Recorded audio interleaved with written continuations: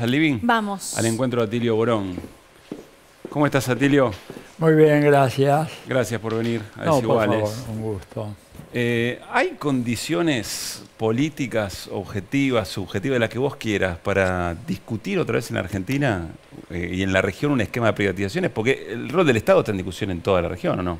Mira, vos decías algo recién de que fue uno de los periodos más corruptos esas privatizaciones, ¿verdad?, en la historia argentina. Y creo que ahora que se cumplen 30 años y que ha demostrado el fracaso, porque esto que decías, por ejemplo, de la no inversión en cables, Sí, en etcétera, es un dato que habla de que bueno, hubo un Estado que no supervisó a esas empresas que ganaron fortunas extraordinarias, que tuvieron toda clase de beneficios fiscales, beneficios impositivos, que se llevaron ese dinero y que te dejan un sistema con un servicio de pésima calidad. Si hay un poco de calor, se viene abajo. Digo, todas estas protestas de esta gente que además fueron reprimidas con un salvajismo. claro, es como un paraguas que cuando llueve no funciona, digamos. Exactamente. Estamos todos pendientes aparte, cura. ¿no? Digo, vos ves el pronóstico, si viene ola de calor y decís, Sí, claro. ¿me tocará? Sí. Es un ¿A reflejo quién le espantoso. toca esta muy vez? Pero naturalizado. creo que es momento de repensar si conviene. Digo, habría que, por empezar, aplicar una sanción muy severa a esas empresas porque están incumpliendo aún con los pliegos aquellos, que eran pliegos bastante generosos, bastante laxos, ¿verdad? Pero aún así los incumplen, lo han venido incumpliendo durante 30 años. Es una historia repetida, todos los veranos tenemos la misma historia, ¿verdad? Falta después en el invierno, falta el gas. O sea, ¿qué quiere decir esto? Que esas privatizaciones realmente no han funcionado como deberían funcionar. Mirá, el caso de Seiza. Estás pensando bien, eso es porque vos estás siendo optimista.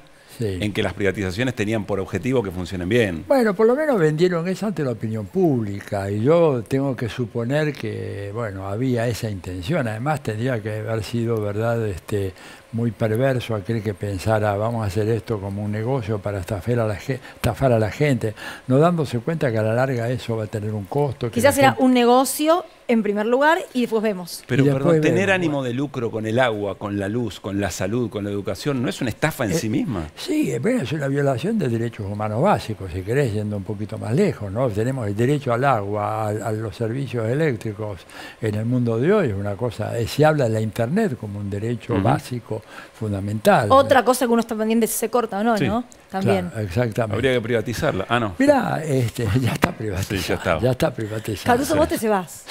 Vos te se vas un poquito. No, porque es un choreo. Pero creo que es buen momento para reabrir la discusión sobre ese tema, como tanto. Pero eso es responsabilidad de la dirigencia, Tilio. Absolutamente, pero en este caso creo que el gobierno nacional tiene que tomar las cartas en el asunto, porque la dirigencia, verdad, hay opositores, hay dirigentes que no son muy relevantes desde el punto de vista de su gravitación Bueno, y los política. medios, ¿no? Neusta fue muy importante para construir el Fue sentido común decisivo, de que lo privado era mejor. Decisivo, ¿verdad?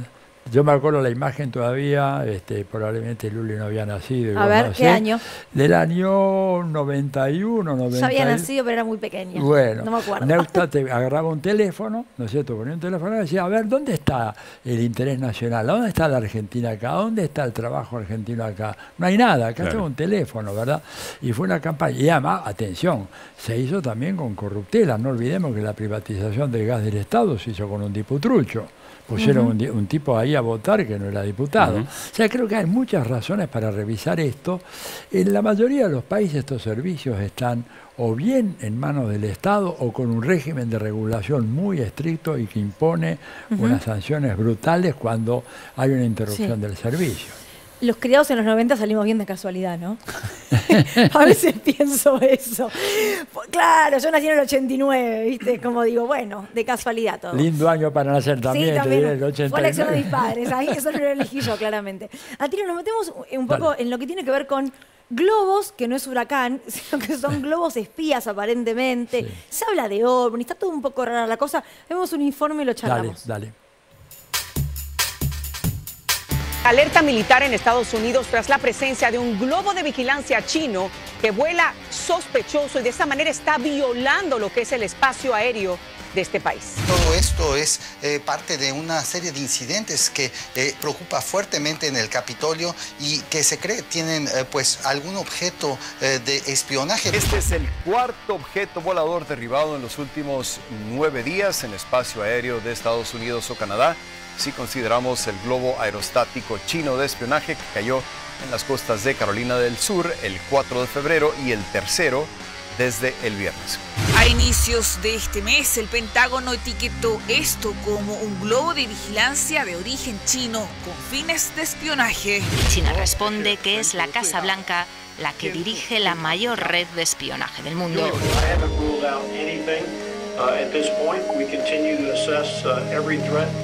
Es la respuesta del Comando de Defensa Aeroespacial de Estados Unidos a la interrogante que gran parte del mundo se hizo este fin de semana. Sé que se habla mucho de ovnis y todo eso. Dejemos que nuestro ejército haga su trabajo, recopile la información. La sala de prensa de la Casa Blanca repleta, esperando respuestas sobre los objetos que el Pentágono ha derribado en los últimos días. La portavoz intenta callar rumores. No hay ninguna señal de actividad extraterrestre, dice. Ahora el Pentágono ha afinado sus radares, están detectando más objetos y sobre los últimos 3 no sabemos ni qué son, ni de quién, ni para qué. ¿Qué son estos globos espías? ¿O es una excusa para poner esto sobre la mesa? Mira, por empezar, estos pueden ser globos que los lanzaron en la China en el Año Nuevo Lunar, que fue hace poco, el viento se los llevó, no sé, la verdad me parece todo muy ridículo. Primero es que bajaron 4 globos, no dijeron qué había dentro. No, o sea, decir que eran espías, puede haber sido espías, claramente, no descarto. El espionaje es una de las industrias más lucrativas del mundo, la hacen los gobiernos, la hacen los privados, etcétera. Que haya globos que estén sobrevolando el territorio americano, digamos, no debería ser... Estadounidense, si tenés razón, es cierto, estadounidense, no debería sorprendernos demasiado. Ahora, pongamos esto en un contexto, porque Estados Unidos tiene 19 bases militares bordeando toda la costa del litoral chino. Entonces, que te tiren 4 globitos y el otro tiene 19 bases, habla de una cierta asimetría en cuanto a capacidad de espionaje, porque esas bases también tienen esa función. Además, están todos los satélites. A mí me parece un poco ridículo, te digo, ¿por qué? Porque con la cantidad de satélites que hay en todo el mundo, mandar un globito... Claro, además, a que se vea. Pero un globito además a 18.000 metros apenas de altura. Los aviones vuelan a una altura máxima... Los aviones comerciales 13.000, 14.000 metros. Está por encima incluso del techo de los aviones. Ahí hay toda una discusión jurídica. A esa altura ya no hay espacios aéreos nacionales. Se supone que no. Pues suponete que lo haya, pero aún así, yo creo que esto tiene que ver con una cosa que es la paranoia que hay en este momento en Estados Unidos con China, ¿verdad? Vos pensás de que China está dicho, escrito, no es mi opinión, yo transcribo, es el enemigo número 1 de Estados Unidos, el enemigo a derrotar, así te lo dicen. Entonces que de repente los chinos, que tienen además un sentido del humor bastante fino, bastante desarrollado, difícil para nosotros de descifrarlo, pero entre ellos sí, por ahí empezaron a mandar estos globos como elementos de destrucción y además que producen un espectáculo lamentable. Vos viste que se apareció la vocera diciendo que se descarta que sean ovnis o objetos extraterrestres. Falta que aparezca uno diciendo se confirma que la Tierra es plana como esa mesa y que no es una esfera a pesar de que la vemos en el espacio. Pero pará, entonces Atilio, vos lo que decís es cuidado que esto no sea una manera de poner la confrontación de Estados Unidos con China. Escalarlo. Pero la guerra entre Ucrania y Rusia no estaba como prioridad en este momento. Ya pasó. El último informe, mira, tenés buena pregunta, pero el último informe de la corporación RAND, que es un gigantesco tanque de pensamiento, emplea 1.800 funcionarios. ¿De dónde? Así, de Estados Unidos. Depende del Pentágono, la corporación RAND. O sea, es el Pentágono, esencialmente. Es el Pentágono, los civiles, académicos, como yo, como nosotros, ¿verdad? Analistas. Analistas, ¿verdad? Que están aparte del Pentágono, pero financiados por el Pentágono. Son 1.800. Es un montón de gente. Unos 100 funcionarios y 1.700 son PhDs, doctores, posgrados, etcétera, en todas las ramas que te puedas imaginar. Bueno, el último informe de ellos, ¿verdad?, que es de hace unas 2 semanas y media, dice que Estados Unidos tiene que retirarse cuanto antes de Ucrania y asegurar que la guerra termine lo antes posible, porque el objetivo fundamental es y seguirá siendo China, y por lo tanto garantizar para Ucrania un cierto apoyo, pero ni pensar en enviar aviones de guerra, ni pensar en enviar tropas. Esto, o sea, es un giro de 180 grados en relación a lo que venía diciendo. ¿Y dejar de presionar con el ingreso a la OTAN y demás? Absolutamente. Uno de los 4 puntos es mantener la neutralidad de Ucrania. Por supuesto, por encima de Zelensky, que ya sabemos, lo he dicho, es un bufón, ¿verdad? O sea, hablan por él, le dicen, bueno, ahora no vamos a apoyar tu ingreso a la OTAN, porque uno de los 4 puntos del informe es mantener la neutralidad de Ucrania. Por todo esto se armó la guerra. Por todo esto se armó la guerra y ahora, dejando los muertos, la destrucción de Ucrania, Estados Unidos lentamente, en función de este informe, que es el informe que normalmente orienta al Pentágono, se retiran de Ucrania lentamente, van a seguir dando algún apoyo para concentrarse en China. Atilio, ¿cómo ves a la región? Y te pregunto, vos elegí, ¿qué pasa con Petro en Colombia? ¿Cómo está la situación en Perú? ¿Qué pasa con Lula en Brasil? Bueno, la región no está al margen de toda esta situación de conmoción internacional, ¿verdad? Estamos en un punto de inflexión. A ver, cuando Davos, la cumbre de Davos y todos los grandes empresarios te dicen, se acabó la globalización. Hay 2 globalizaciones ahora. Hay una globalización del Atlántico Norte, Europa, Estados Unidos, Canadá y sus extensiones en Japón y Corea. Y está la otra globalización del mundo euroasiático. Y va a ser difícil congeniar estas 2 dinámicas. Esa es la nueva realidad geopolítica. Cantada por ellos. Te digo para que no haya gente que diga, bueno, una visión, viste, de un tipo medio marginal. No, es lo que Davos dice, el diagnóstico que hacen ellos. Entonces, ¿qué pasa? Bueno, acomodarse a esa situación es muy difícil para todos.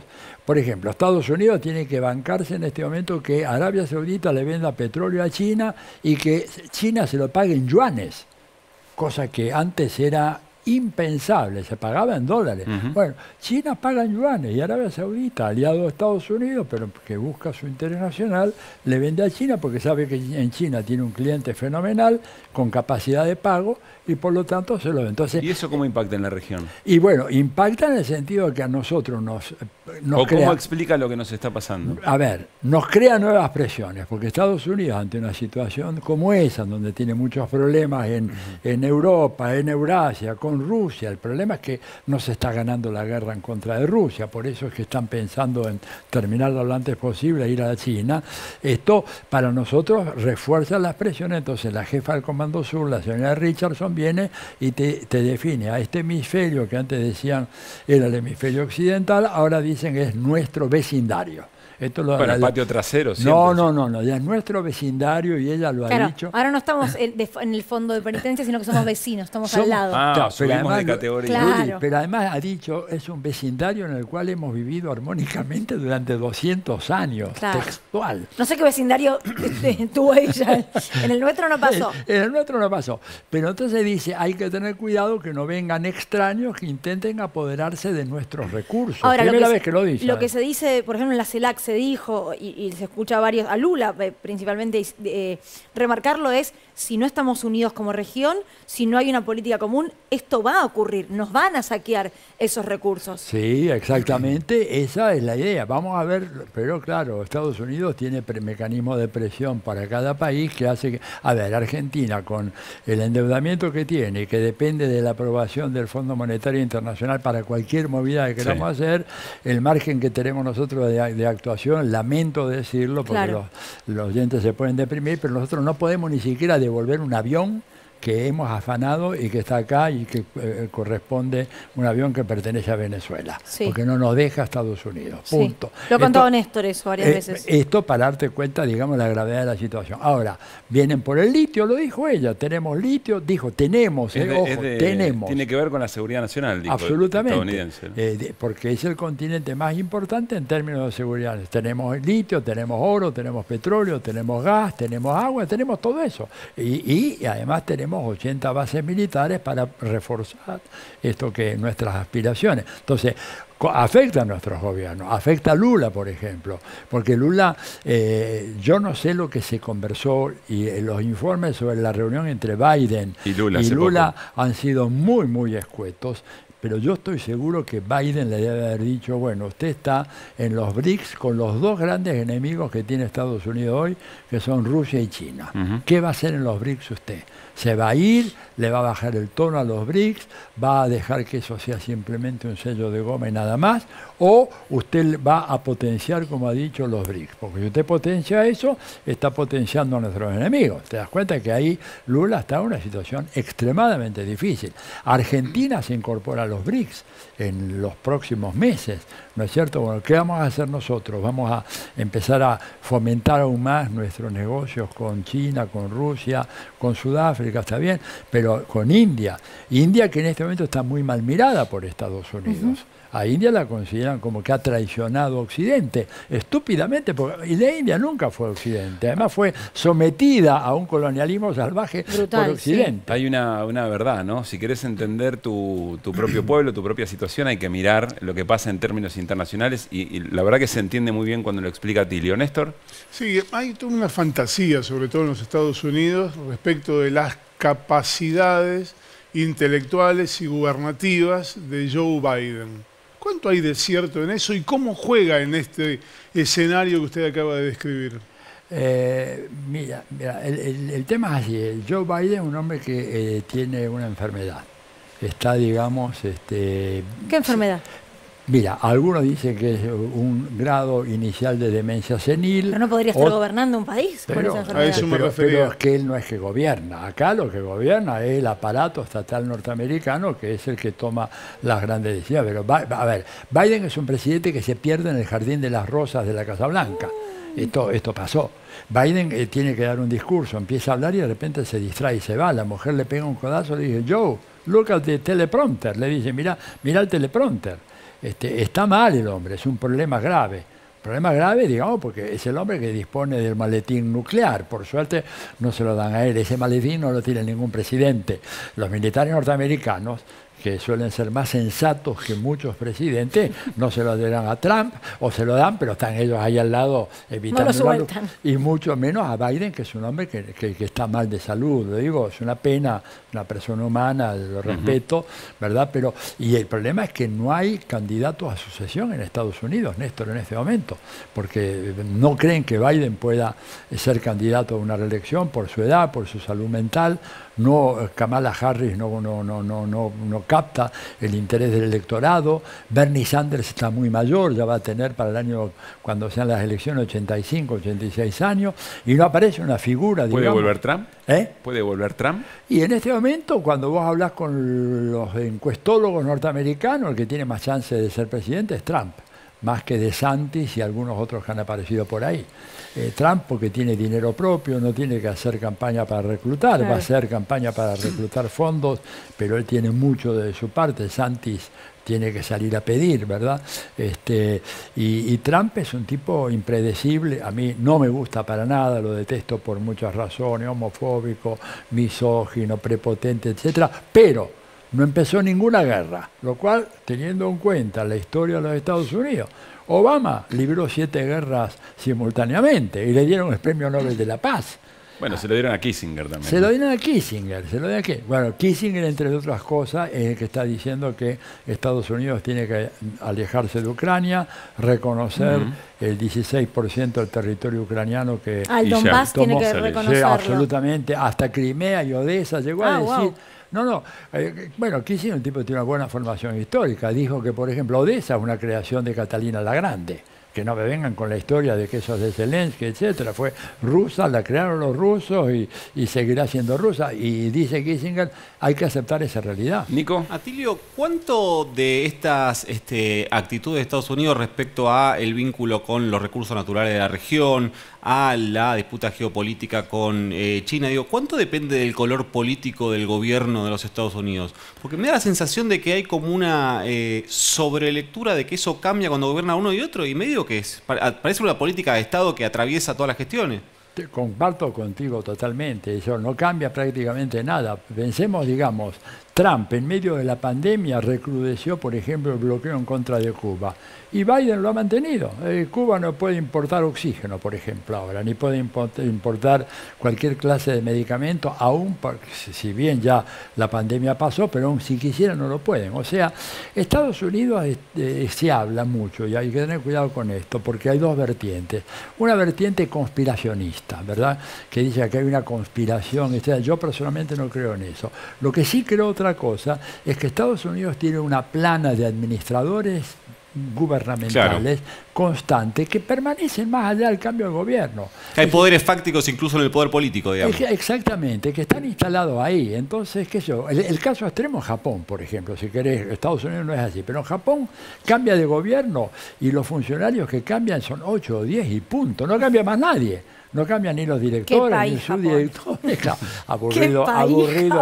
aburrido como... En fin, pero bueno, con muy buenas cosas en algunos terrenos. Pero en Estados Unidos tenés ese estrato, ¿verdad?, que es el estrato que realmente maneja el Estado, que te permite tener un demente como Trump, que de repente sale a hacer cosas locas, ¿no es cierto? Tuvieron que pararlo. ¿Te acuerdas que quería hacer la guerra contra Corea del Norte? Después lo convencieron de que no, que quería dialogar. Se entusiasmó con el coreano y lo fue a ver por segunda vez, lo cual habla de que hay ciertos márgenes de maniobra, pero las grandes directivas políticas no las fijan los presidentes. Es lo que se llama el establishment diplomático, militar, etcétera, que te fija el rumbo. Después la cara que ponen, qué sé yo.